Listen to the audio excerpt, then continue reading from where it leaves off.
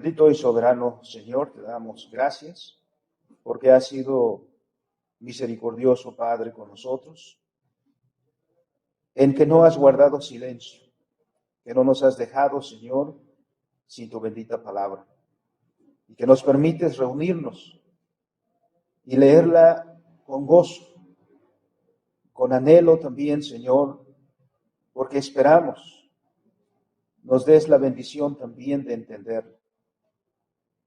Y solicitarte, Señor, que no seamos oidores olvidadizos, sino hacedores de la palabra que tú nos das. En esta hora, pues, Señor, te rogamos esta gracia en Cristo nuestro Salvador. Amén.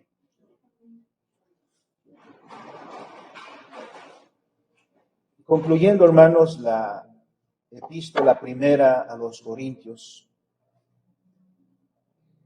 que ha tratado muchos diversos temas de la vida de la iglesia, dando dirección, corrección e instrucción sobre muchos temas que nosotros mismos tenemos, que vivimos como iglesia. Porque no hay iglesia perfecta, ni tampoco hay iglesia que lo sepa todo. Tampoco hay iglesia que haga todas las cosas perfectamente. Siempre tenemos esta necesidad de aprender más. Porque no todas las cosas que vivimos son iguales siempre. Y también hay problemas que se repiten. Y necesitamos enseñanza, consolación, orientación. Y Pablo nos ha dado todo eso en la primera carta. Y seguramente siempre habrá otros muchos temas, otras muchas necesidades, otras muchas situaciones que requieran también una respuesta de Dios. Porque eso es lo que buscamos. Buscamos en la palabra la dirección para nuestras vidas. Así que hemos tratado muchos temas que en ellos podemos vernos también reflejados nosotros. Porque también dice la Escritura que nada hay nuevo debajo del sol, ¿no? Los problemas se van sucediendo de generación tras generación. Las cosas que ya vivió una generación se vuelven a vivir más tarde una vez más. Y cosas por el estilo. El apóstol Pablo terminó la epístola primera a los Corintios con una palabra que es muy conocida entre los cristianos, que es Maranata. Maranata es una palabra aramea que quiere decir nuestro Señor viene o el Señor viene. Y en aquel contexto esa palabra tenía como intención advertir. Porque como cristianos debemos siempre estar conscientes de nuestra vivencia como hijos de Dios. No podemos dormirnos, como se suele decir, en nuestros laureles, ¿no? No podemos y no debemos bajar la guardia, sino siempre debemos estar velando, dice la Escritura, y orando. Alerta siempre. Porque ser la iglesia del Señor no es fácil. Ser la iglesia del Señor es todo un desafío. Ahora, si la palabra Maranata es una palabra de advertencia, ciertamente también lo es de consolación. Será de advertencia para aquellos que no andan en los pasos de nuestro Señor Jesucristo o andan fingiendo. Pero es una promesa consoladora también para aquellos piadosos que guardan los mandamientos del Señor, que andan en los caminos de nuestro Señor. Y ese es el caso del libro que leemos ahora. Pablo escribió 2 cartas a la iglesia de Tesalónica. Vamos a comenzar por la primera carta a la iglesia de Tesalónica. Siempre para entender el significado, el propósito de lo escrito, es necesario conocer el contexto, porque si no, se le puede hacer decir al texto lo que queramos. Y hay muchos que sacan muchos versículos de su contexto y luego los tergiversan terriblemente. Para entender cuál es la intención del apóstol con esta carta, como la que hemos visto con la primera de Corintios, es necesario saber un poco acerca del contexto. Y eso es lo que hemos hecho al leer el libro de Hechos en el capítulo 17. Y algunas cosas iremos mencionando, no todas al respecto las diremos hoy, pero iremos paulatinamente viendo algunas cosas más adelante también. Primero ubiquemos a Tesalónica. A veces en nuestras Biblias hay un mapa al final donde podemos mirar y observaremos que la ciudad de Tesalónica se encuentra en la misma península donde encontramos a Corinto, solo que un poco más al norte. Esa península se llama la península de Acaya. Por eso Pablo a los Corintios dice en la salutación que saluda a los hermanos junto con todos aquellos que están en toda Acaya, ¿no? Toda esa región extensa. Al igual que Corinto, Tesalónica también es una ciudad portuaria. Es una ciudad muy importante. Como puerto, al igual que Corinto, es un centro importante de comercio. Ustedes saben que a la ciudad, a los puertos llegan naves de todo el mundo. No sé si han escuchado del problema que hay ahorita en Estados Unidos, en Los Ángeles, que hay un problema de cargueros, porque han llegado muchos barcos y no hay cómo sacar toda esa mercancía que llega allí en grandes contenedores, ¿no? Imaginemos un poco esa situación. Tesalónica era un importante centro comercial que se encontraba localizada en también otro asunto, otro tema que le da importancia. Estaba ubicada en una de las vías de comunicación principales conocida como la Vía Ignacia. Es decir, una carretera muy importante. Recordemos que Roma, una de las características que tuvo el Imperio Romano es sus vías de comunicación. Incluso muchos caminos de aquellos tiempos todavía siguen existiendo el día de hoy, ¿no? Construyeron vías de comunicación y ustedes saben, hermanos, que las vías de comunicación traen progreso, traen desarrollo. ¿Por qué? Porque hay más afluencia, más gente viene, más gente pasa, más cosas vienen, más cosas van. Eso a diferencia de un pueblito, por ejemplo, que esté aislado, que esté lejos, ¿no? Está como marginado. No hay tanto desarrollo, las noticias no llegan tan rápido, las cosas tampoco llegan tan rápido y la gente tampoco sale tan rápido de esos lugares. Esta ciudad estaba habitada por tres grupos de personas principalmente. Primero, griegos. Había habitantes griegos. Había también otros que eran romanos. Y había un tercer grupo que eran los judíos. Estos principales grupos formaban la población de Tesalónica. Y a esta ciudad, con estas características y con este tipo de personas, es a donde llegó Pablo. Y ustedes saben, hermanos, que cuando las personas visitamos lugares, ustedes lo han hecho, ustedes pueden hablar de ciertos lugares que han visitado y pueden decir, ahí la gente es muy amable, ahí la gente es muy atenta, y puede visitar otros lugares y decir de otros lugares, ahí la gente no le hace caso a nadie, ¿no? Es decir, las experiencias son así. ¿Por qué? Por el tipo de gente que uno va a encontrar. Así que el apóstol Pablo llegó a ese lugar.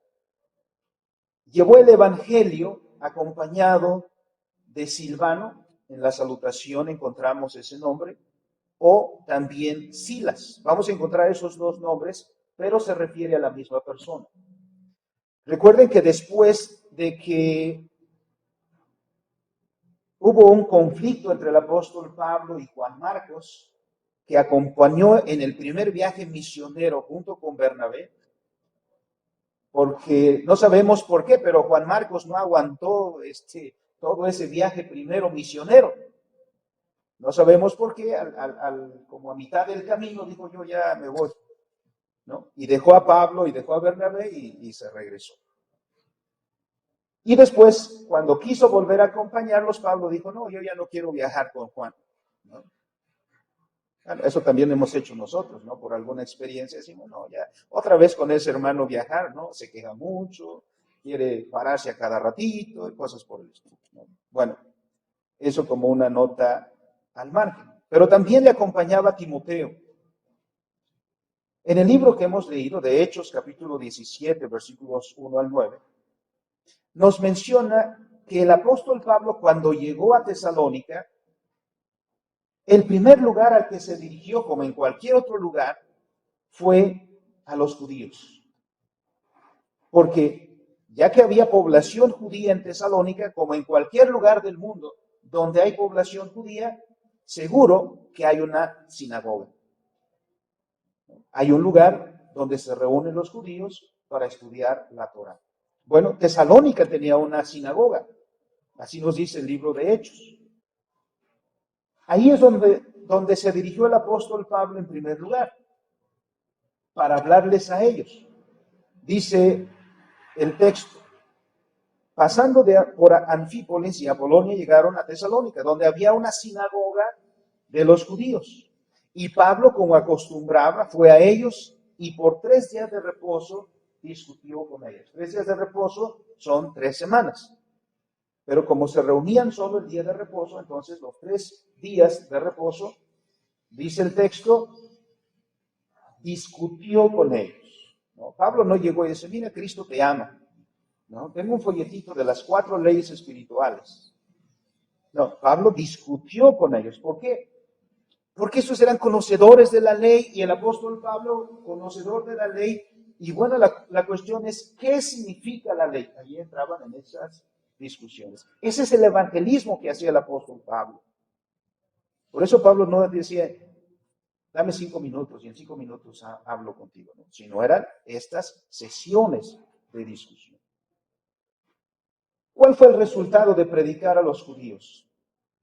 El texto nos dice, ¿no? Dice, declarando y exponiendo por medio de las escrituras que era necesario que el Cristo padeciese y resucitase de los muertos y que Jesús, a quien yo os anuncio, decía él, es el Cristo.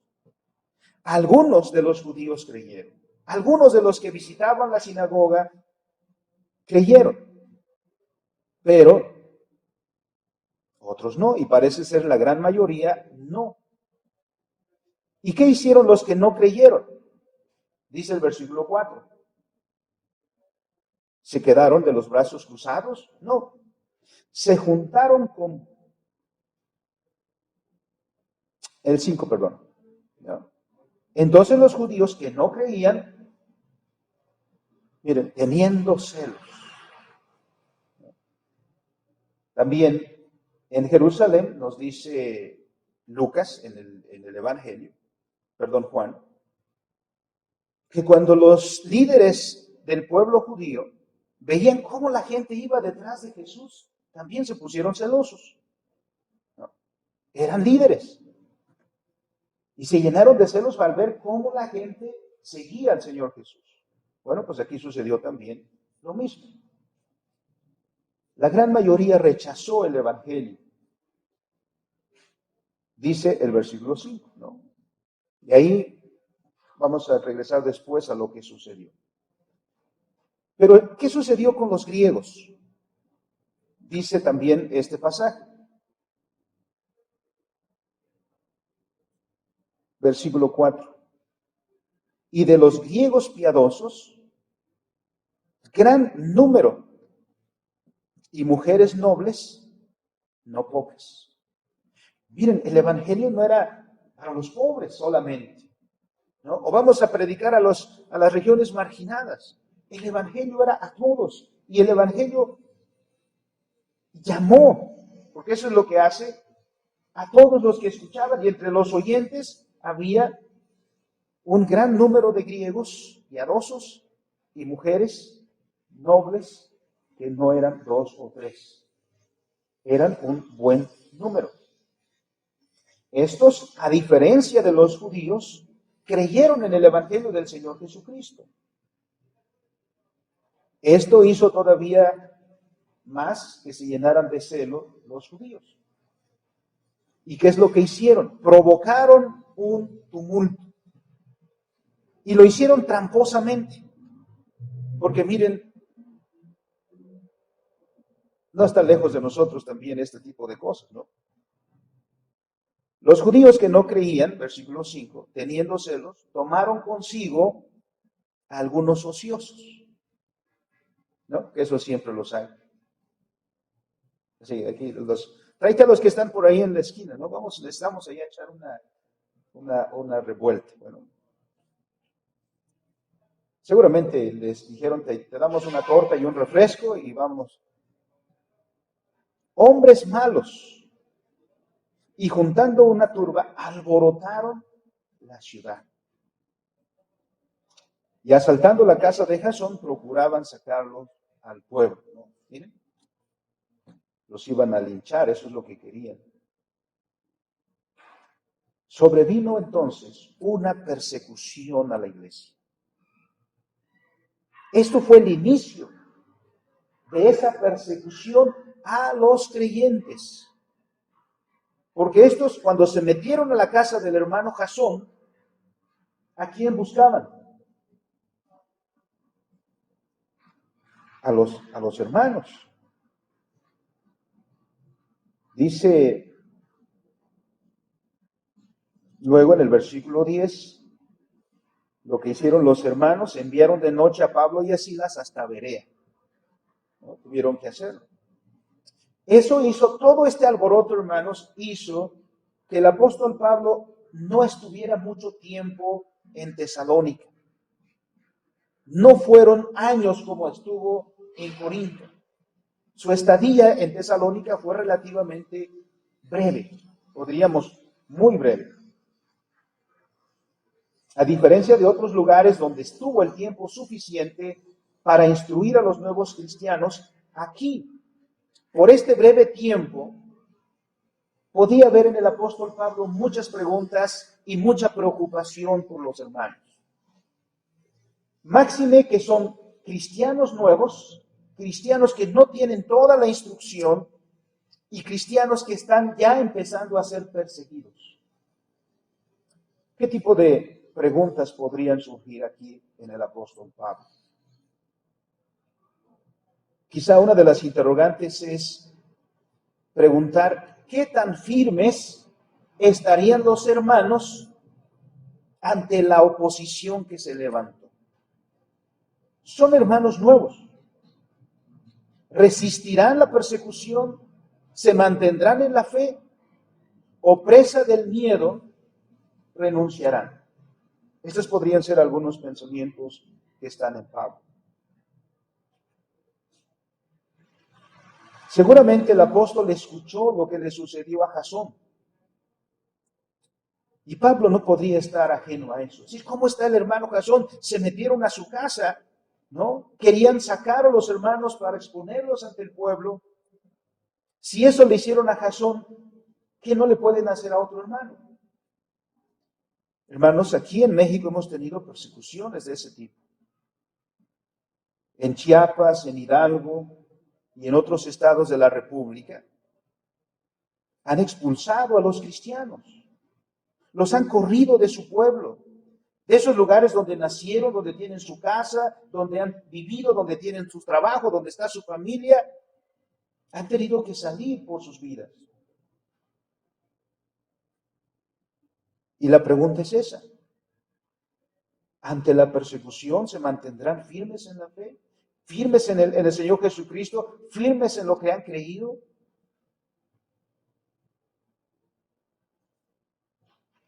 Los seres humanos, en ocasiones, cuando las cosas están todas a nuestro favor, no nos cuesta ningún trabajo decir, sí, yo creo. Cosa que nos costará mucho trabajo decir cuando todo esté en contra de nosotros. Si en pequeñas cosas, hermanos, no está expuesta nuestra vida, no nos va a costar la vida, y en cosas más pequeñas mentimos. Con todos los dientes mentimos. Decimos, no, yo no fui. No, yo no vi nada. ¿No? ¿Por qué? Porque si dices que sí, te comprometes, y lo que no quieres es compromiso. Entonces dices, yo no vi nada.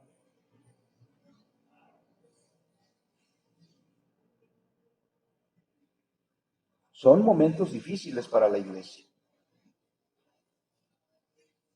Así que Pablo seguramente escuchó esto que sucedió. ¿Qué pasarían con los hermanos? El hermano Guillermo Hendrickson, comentando un poco, coloca estas palabras. ¿Sería esta, la fe de los hermanos de Tesalónica, una fe firmemente arraigada y una fe auténtica? ¿Por qué? Cuando leemos la parábola que narró el Señor Jesús del sembrador, y cuando el Señor Jesús explica la parábola del sembrador, nos explica a quiénes representa la semilla que cayó entre espinos y la semilla que cayó entre piedras. Y dice el Señor, mira, estos son los que oyeron el Evangelio y al momento se regocijaron. Pero andando el tiempo, unos mirando la persecución, mirando las adversidades, dieron marcha atrás y dijeron, esto no es para mí. Y hay muchos cristianos que renuncian, hermanos, a la fe cristiana por eso. Pablo dice, otros, viendo el afán de este siglo, dieron marcha atrás y renunciaron al Evangelio que una vez dijeron, sí creemos. Y de vez en vez, hermanos, la iglesia es sacudida para eso. De vez en vez Dios sacude a su iglesia para evidenciar a los hipócritas y para afirmar a los verdaderos creyentes. Eso es algo muy interesante. Además, pregunta el hermano Hendrickson también, esa fe de los hermanos de Tesalónica sería una fe bastante fuerte como para soportar una persecución. Y eso también, hermanos, sería para nosotros. ¿Es nuestra fe suficientemente fuerte para soportar una persecución? Tú, hermano, hermana, ¿soportarías una persecución si te tocara vivirla? ¿Es tu fe suficientemente fuerte para eso? ¿No? A veces podemos decir, no hay muchos, porque si una hermana deja de venir a la iglesia porque le hicieron una mueca, pues ya no pensamos en qué, ¿no? Cuando vea de veras la persecución, ¿qué va a hacer? Pero esa es la pregunta. Si viniera la persecución en este momento, ¿seríamos lo suficientemente firmes? ¿Seríamos fuertes para resistir al malvado populacho como en Tesalónica?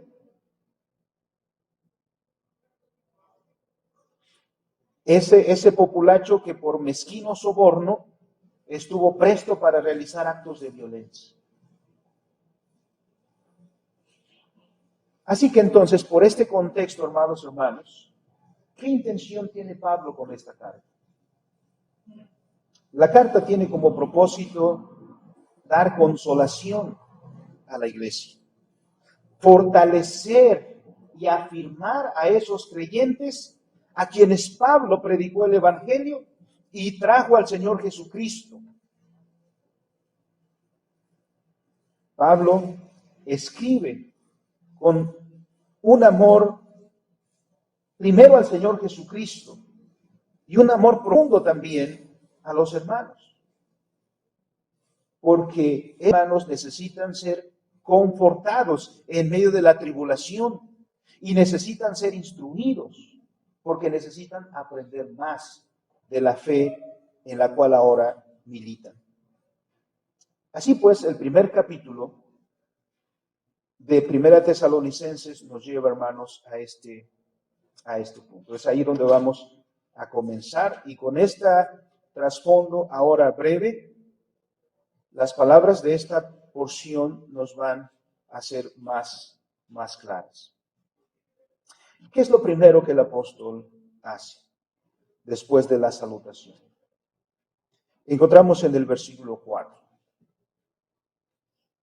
Pablo dice, porque conocemos, amados de Dios, vuestra elección.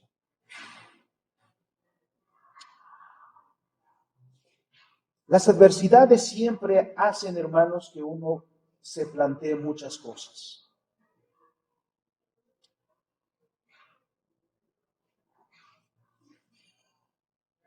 Miren, cuando vamos a la escuela, quizá el primer día vamos muy entusiastas, ¿no? Pero de repente cuando vienen las tareas, cuando viene la investigación, cuando viene una serie de cosas, uno ya comienza a plantearse en serio esto es para mí, ¿no? En serio que elegí bien, le sigo porque ya se está poniendo difícil o me cambio de carrera, ¿no? Uno comienza a pensar ese tipo de cosas. ¿Por qué? Porque uno no pensó que eso sería, que así sería, ¿no? La carrera. Es posible que a veces incluso en el matrimonio, ¿no? Uno se casa muy enamorado, muy enamorado de su esposa, de su esposo, pero llegan a veces momentos también, la primera discusión, ¿no? La primera, el primer desacuerdo, ya uno dice, híjole, ¿habré escogido bien? ¿No? O me equivoqué, o sí era o no era, entonces uno comienza a plantearse eso. Bueno, como cristiano, uno puede plantearse también cuestiones así, ¿no? ¿Por qué? Porque uno puede decir, ¿de verdad soy salvo? ¿De verdad el Señor está conmigo? ¿De verdad nosotros somos la iglesia del Señor? ¿De verdad vale la pena soportar tal persecución, tal oposición? ¿De verdad vale la pena esforzarse? ¿No? Comienzan todas estas preguntas de repente a venir a nuestra cabeza. Hay hermanos que de repente se han acercado a un servidor y dicen, pastor, ¿cómo puedo saber si realmente soy hijo de Dios? Y no son cristianos que comenzaron la semana pasada. A veces son cristianos que ya tienen años.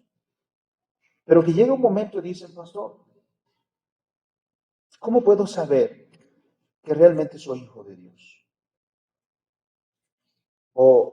O esto más bien es un asunto mío, que yo me imagino que soy hijo de Dios, pero a lo mejor no lo soy.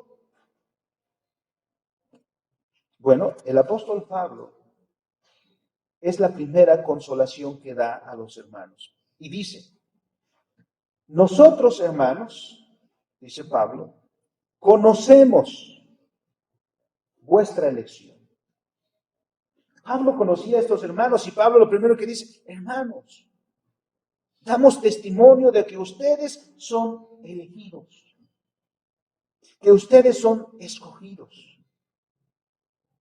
Y Pablo no estaba simplemente tratando de dar un ánimo falso, de repente como cuando nosotros no sabemos qué hacer, ¿no? Y lo único que le decimos a alguien es, échale ganas, ¿no? Eso es lo primero que se nos sale, ¿no? Vemos a alguien en dificultades, vemos a alguien que está luchando con un problema y decimos, échale ganas.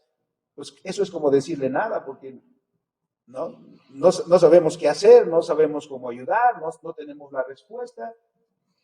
Decimos, échale ganas, aguanta, tú aguanta, ¿no? Cosas por el estilo. Pablo dice, hermanos, nosotros damos testimonio de que ustedes son escogidos. ¿Cómo sabemos?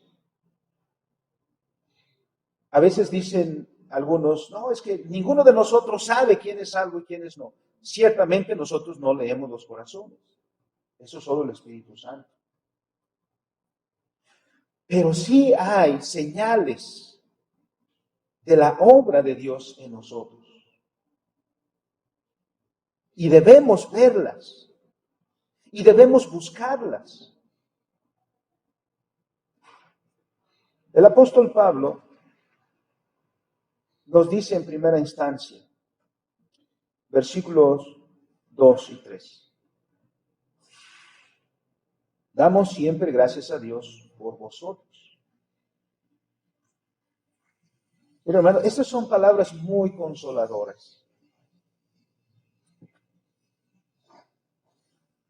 Cuando uno le dicen, hermano, siempre nos acordamos de usted. Bueno, uno espera que siempre se acuerden positivamente, ¿no? Y no que digan, aquel hermano, ¿te acuerdas qué pesado es? ¿No? Qué aburrido es. Entonces, bueno, uno espera que siempre se acuerden de uno positivamente. Pero cuando estas palabras se dicen, hermanos, animan el corazón. ¿No? ¿No han sentido eso cuando alguien les dice, mira, nos estábamos acordando de ti? ¿No?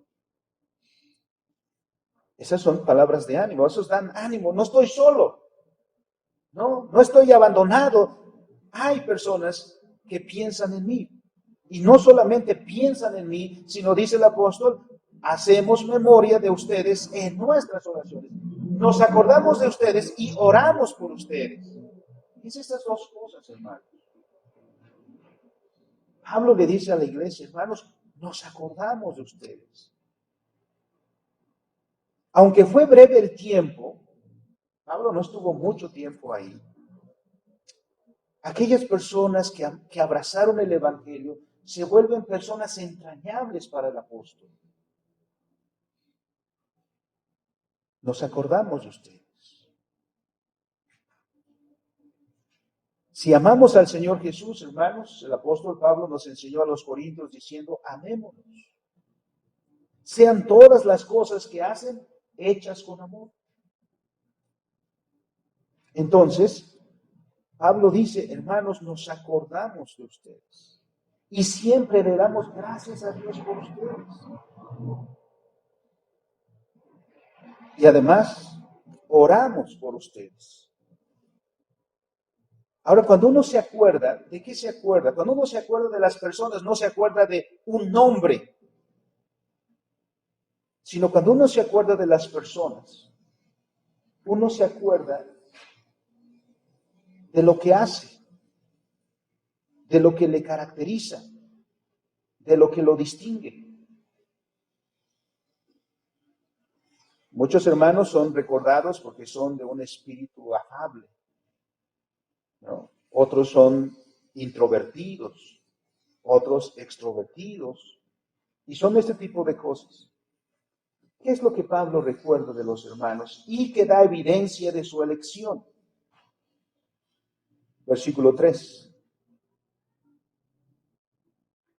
Acordándonos sin cesar delante de Dios y Padre nuestro, fíjense, pone a Dios como testigo. No son palabras. Nos acordamos sin cesar delante de Dios y Padre nuestro. ¿Qué nos acordamos?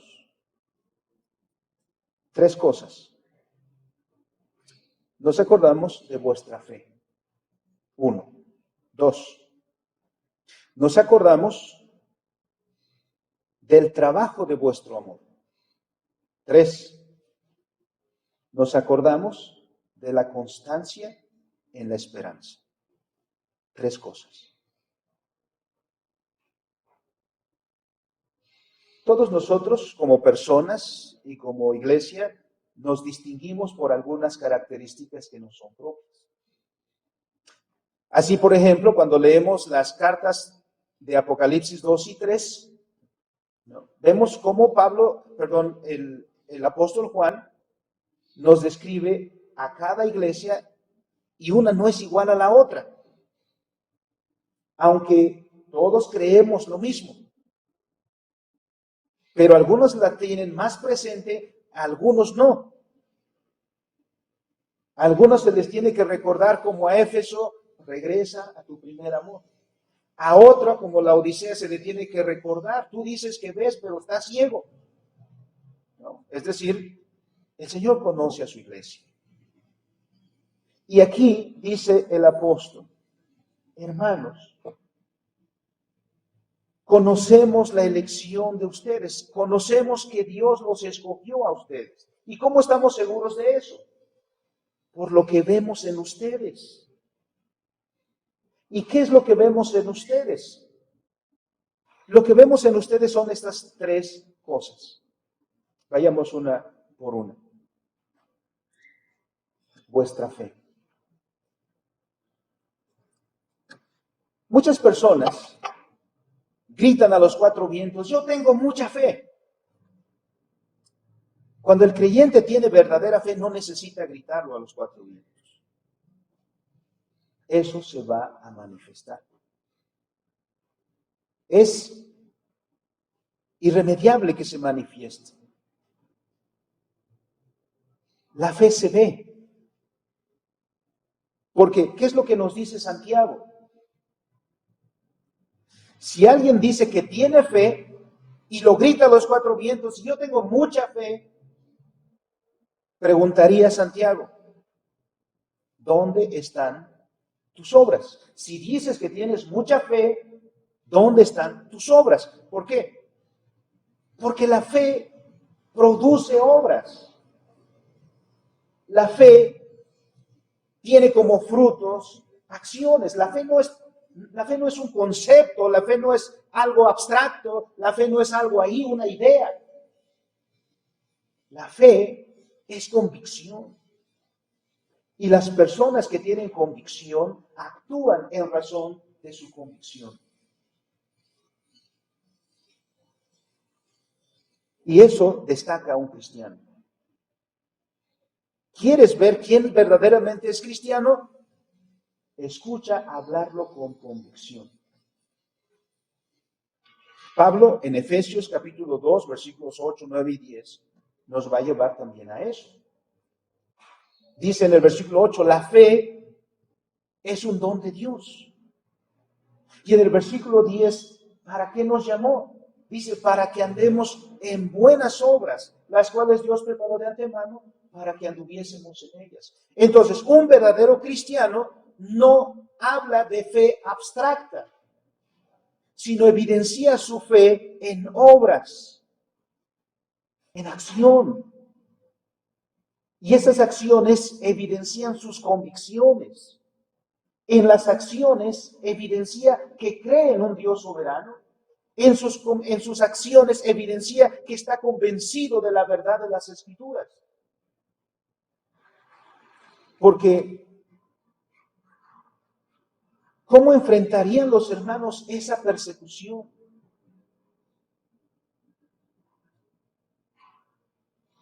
Porque, hermanos, cuando uno acepta ser cristiano, renuncia a todo lo anterior. Y no como aquella hermana, porque eso me lo dijo un hermano, esto sucedió de verdad. Me hablaba de una hermana que era miembro de la iglesia ahí donde él estaba predicando. Y sucede, dice, una vez encontramos a la hermana, fuimos a visitarla, a la hermana a su casa y no estaba en su casa. Entonces ya nos íbamos y que la encontramos saliendo del templo romanista. Y le pregunto, hermana, ¿de dónde viene? ¿No? Y la hermana respondió, es que, hermanos, por si acaso, ¿no? Es decir, si acá está la verdad, pues voy acá. Y si acá esto se está, pues acá. Entonces así, ¿no? Por si acaso, ¿no? Si no me salvo acá, me salvo allá. No, la fe cristiana, que es convicción, exige renuncia. Si crees en Cristo, renuncias a los ídolos. Era esa la confrontación para los hermanos de Tesalónica. Así que Pablo dice, hermanos, hemos visto las obras de vuestra fe, porque vuestra fe está produciendo obras. La fe que ustedes abrazaron se está manifestando en las obras que ustedes hacen. En esas buenas obras que Dios preparó de antemano para que andemos en ellas. Porque de otra manera, dice Juan, perdón, me hago bolas de repente, ¿no? Dice Santiago, si tu fe no tiene obras, entonces tu fe está muerta. Entonces no tienes convicciones. Y nada hay peor que una persona sin convicciones. Porque una persona sin convicciones no tiene estabilidad. Una persona sin convicciones anda de aquí para allá, como dice Judas, el libro de Judas, ¿no? Siendo llevado por todo viento de doctrina. No tiene convicciones. Así como cuando nos encontramos personas que de repente estaban con nosotros, después se fueron con los mormones, con los romanistas, terminaron con los testigos de Jehová y ahí se van. ¿Dónde están las convicciones? No hay. Y los hermanos de Tesalónica son consolados porque Pablo está diciendo, hermanos, ustedes están evidenciando su fe porque tienen obras que corresponden a la fe que ustedes proclaman. 2. El trabajo de vuestro amor. Pablo dijo a los corintios, hay 3 cosas que son muy importantes. La fe, la esperanza y el amor. Pero de estos 3, mayor es el amor. Y ya vimos en la última parte de 1 Corintios, capítulo 16, lo importante que es. Los hermanos de Tesalónica muestran su elección por el trabajo de su amor. El amor estimula el trabajo, hermanos. El amor estimula el trabajo. El amor cambia a las personas, lo mismo que la fe. A veces podemos tener algún jovencito un poquito flojo y los padres decimos, es muy flojo para hacer aquí, es muy flojito para hacer allá. Pero cuando le echa el ojo a alguien, o alguien le echó el ojo, ¿no? El amor se pone en acción, ¿no? El padre que ama a los hijos trabaja. ¿Por qué? Porque ama a sus hijos. El amor mueve. ¿No es cierto, hermanos, padres de familia? Que por amor usted se ha desvelado por sus hijos, porque está al pie de ellos cuando están enfermos. Que cuando sus hijos tienen problemas, usted no duerme porque está ahí con ellos. ¿Qué le lleva a hacer todo eso? El amor que tiene por ellos, porque los ama. Lo mismo, si su vecino tiene un problema, ahí se va a manifestar su amor cristiano, porque va a decir, vecino, ¿qué problema tienes? O los hermanos en la fe. No, hermano, ¿qué problema tienes? Porque el amor estimula el trabajo. Miren lo que dice Juan 3:16. ¿Por qué vino el Señor Jesucristo? ¿Por qué el Señor Jesucristo se hizo uno como nosotros? ¿Por qué el Señor Jesucristo sufrió todo el vituperio, el rechazo, los insultos y la muerte de la cruz? ¿Por qué soportó todo eso? Porque nos amó. La respuesta cristiana al Evangelio, hermanos, se manifiesta en amor, en acciones de amor, porque el amor hace trabajar. No para ganar nada. Aquel que haga algo buscando el aplauso no ha entendido la fe cristiana. Pero aquel que hace algo por amor a su Señor y por amor a su hermano, eso es fe verdadera. Allí hay fe, allí hay convicción. Allí podemos decir, este es un verdadero cristiano.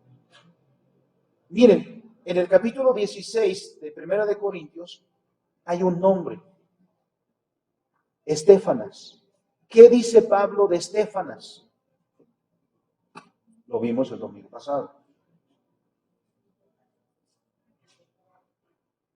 ¿Qué dice? Hermanos, aprecien al hermano Estéfanas, porque su servicio es conocido. Miren, dejó su trabajo, dejó su casa y vino a verme por amor a ustedes, por amor a mí. Es muy servicial el hermano Estéfanas y su familia también es muy servicial. ¿Qué es lo que movía a Estéfanas? ¿Algún interés? ¿Algún interés económico? ¿Algún interés de otro tipo? No. La gratitud que hay por haber recibido una salvación tan grande. El trabajo que surge del amor es evidencia de una convicción firme. Y Pablo dice, ahí está la elección de ustedes. Ahí se manifiesta la elección de ustedes, amados hermanos. A diferencia de otros, como dice Pablo, que predican el Evangelio por ganancias deshonestas y otro tipo de intereses. El apóstol Juan también, al escribir una de sus cartas, nombra al hermano Gallo. ¿Y qué dice del hermano Gallo? También tiene palabras de reconocimiento para ese amor y ese servicio que el hermano Gallo presta a los hermanos y el ejemplo de servicio que es para la iglesia. Ahí está entonces. Pero también dice el versículo 3, hay otra distintiva. La constancia de la esperanza.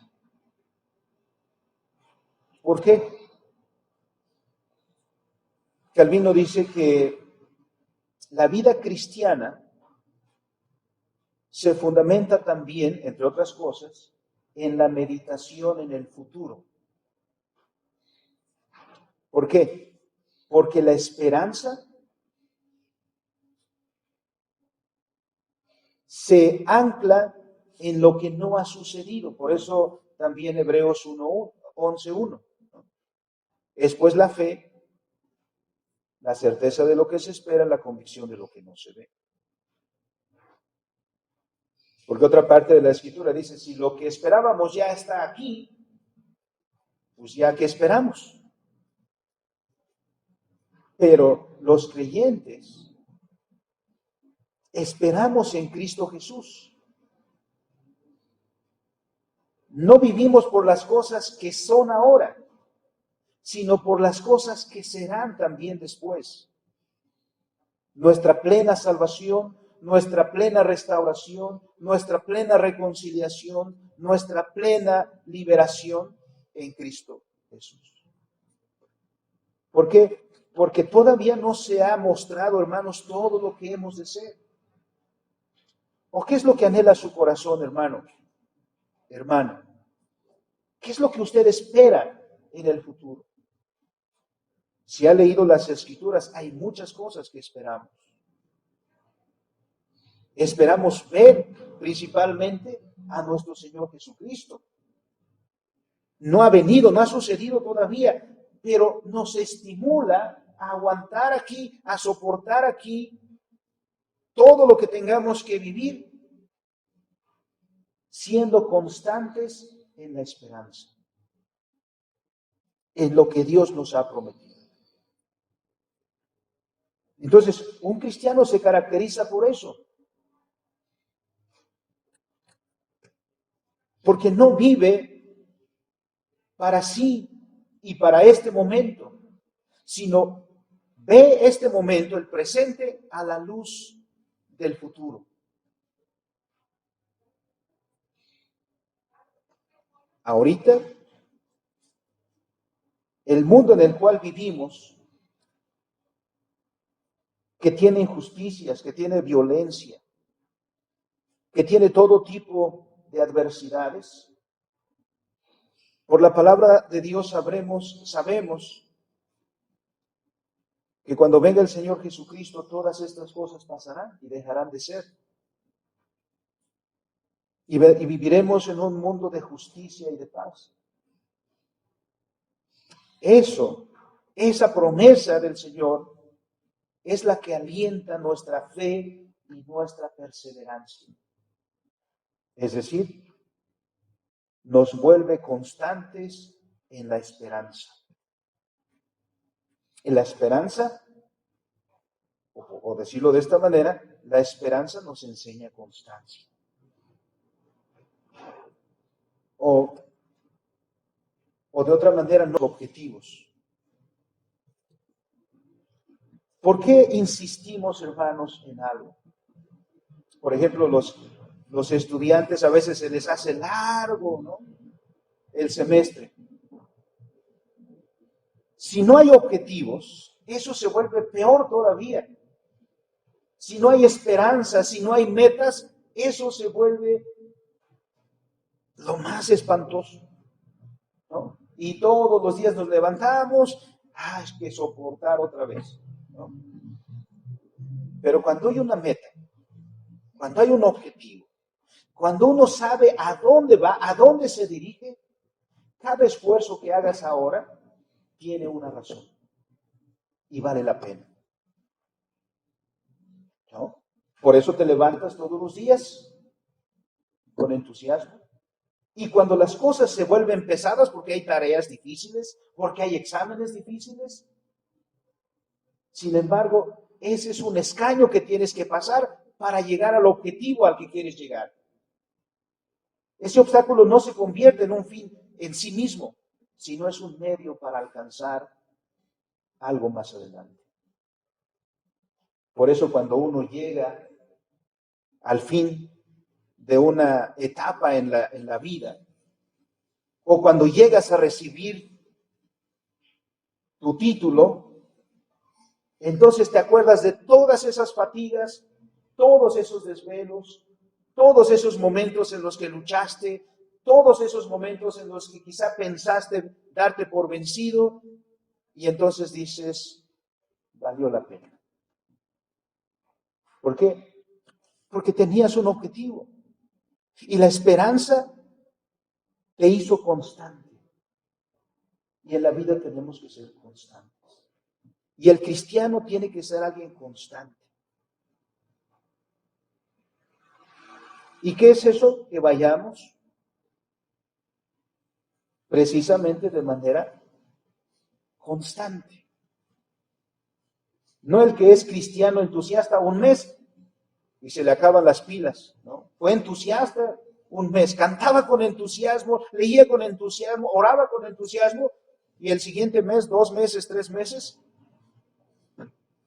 nada, se le acabó. Y de repente después vuelve otra vez como a resurgir ese entusiasmo. No, el cristiano es constante. ¿Cómo dice el dicho? Más vale paso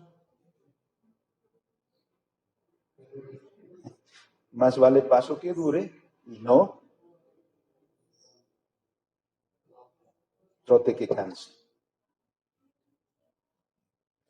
El cristiano vive así.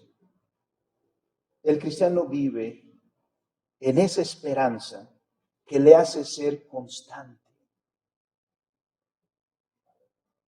que le hace ser perseverante. Bueno, llegamos al primer punto. Pero estas cosas son importantes, hermanos, porque ustedes y yo hemos vivido por estas etapas, porque ustedes y yo hemos sabido lo que significa luchar como cristiano. Pablo escribe estas cosas, concluyendo este día. ¿Te has preguntado, hermano, hermana, joven, en algún momento te has preguntado, ¿de verdad seré yo un hijo de Dios? ¿Te has preguntado, de verdad, vale la pena esforzarse, luchar? Mira lo que dice la Escritura.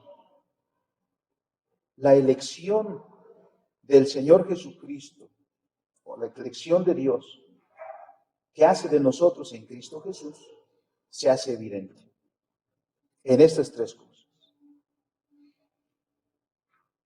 Si los demás pueden ver en ti tu fe por tus obras, entonces son tus obras las que hablan de la fe que hay en ti. Dos, si lo que debe al trabajo, en todo lo que el Señor nos ha puesto, lo que te mueve es el amor, entonces has conocido el Evangelio del Señor Jesucristo, que nos amó. Y la vida cristiana es esa respuesta también de amor. ¿O no dijo el apóstol Juan? Nosotros amamos a Dios porque Dios nos amó primero. Y tercero, la esperanza que te da el Evangelio te enseña a ser constante. Entonces, eres un hijo de Dios. Entonces, el Señor te ha llamado. Entonces, el Señor te ha bendecido. Por lo tanto, hermano, hermana, persevera. Sigamos adelante. Sigamos a la meta del supremo llamamiento. Y quiere el Señor que lleguemos a decir como el apóstol Pablo en algún momento, he peleado la buena batalla, he guardado la fe. Porque tengan por seguro, hermanos, que si es así, nos veremos no solamente ahorita, sino nos veremos para la eternidad. Dios bendiga a su iglesia, fortalezca a todos y cada uno y nos lleve hacia adelante a todo lo que el Señor tiene preparado todavía para nosotros. Vamos a orar. Inclinamos nuestros rostros. Bendito y soberano Señor. Te agradecemos, Padre, por darnos tan maravillosas consolaciones. No como, ciertamente nuestra situación no es como la de Tesalónica. No tenemos poco tiempo de conocer el Evangelio, Señor. Tú nos has bendecido con todo lo que ha pasado en la historia de esta iglesia, desde nuestros padres, nuestros abuelos, y Señor, que nuestros hijos, los hijos de nuestros hijos también, caminen por estas sendas que tu palabra nos enseña. Suplicamos, Señor, que tú afirmes nuestros corazones en esa consolación de que somos salvos en Cristo Jesús. Y no por una mera conclusión nuestra egoísta, sino por el testimonio de la obra de tu Espíritu Santo en nuestras vidas, manifestando una verdadera fe, manifestando el trabajo de nuestro amor y siendo constantes en la esperanza. Estas tres cosas, Padre, que sean las que muevan, Señor, a tu iglesia. Sea poco el tiempo, sea mucho el tiempo, esas tres cosas sean la evidencia de este grupo de hijos tuyos. Para gloria de tu nombre, Señor, y para consolación de tu pueblo. En Cristo nuestro Señor.